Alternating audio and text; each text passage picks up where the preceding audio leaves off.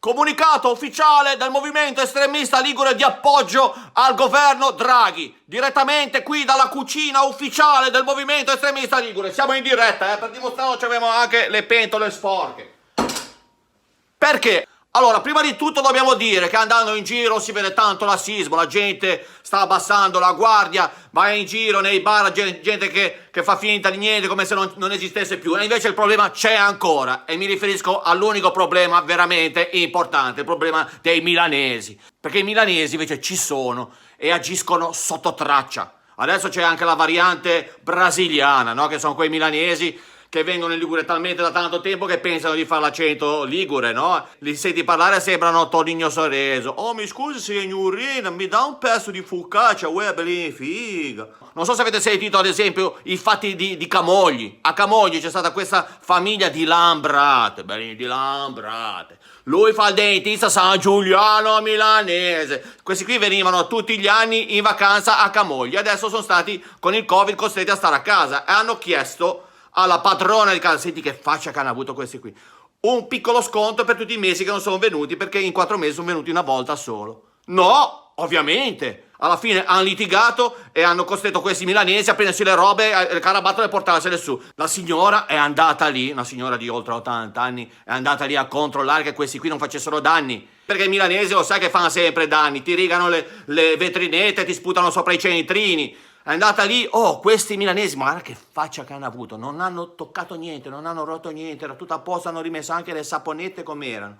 Ma guarda un po' se una signora di oltre 80 anni alla sua età è ancora costretta ad attaccarsi al cazzo. Sono cose allucinanti, noi dobbiamo continuare a dire Milano, suca, bello chiaro, ma arriviamo al governo Draghi, perché è lì che dobbiamo arrivare. Perché col governo precedente abbiamo avuto sempre discordia, perché si hanno fatto sempre le cose così a cazzo, fai la zona gialla, la zona arancione, ma fai la zona mista, zona rossa in entrata che i foresti non arrivano, zona gialla in uscita che chiunque voglia portare via le balle dalla Liguria è ben accetto, senza autocertificazione, vai.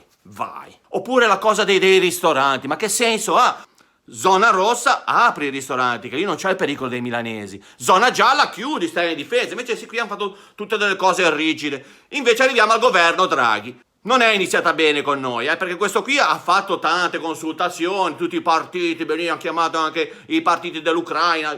A noi manca una chiamata, ha chiamato le associazioni, il WWF, i difensori della salsiccia umbra, tutti, a noi niente.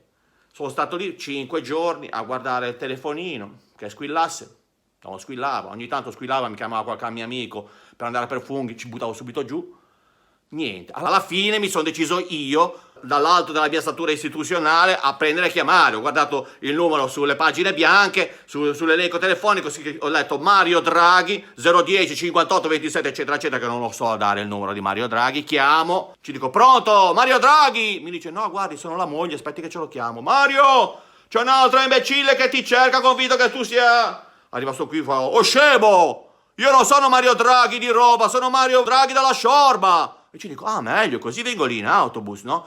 Mi dice, ma no, tu sei un imbecille, ma come? Noi del movimento estremista ligure, ci dico io, come ha sentito la parola movimento estremista ligure?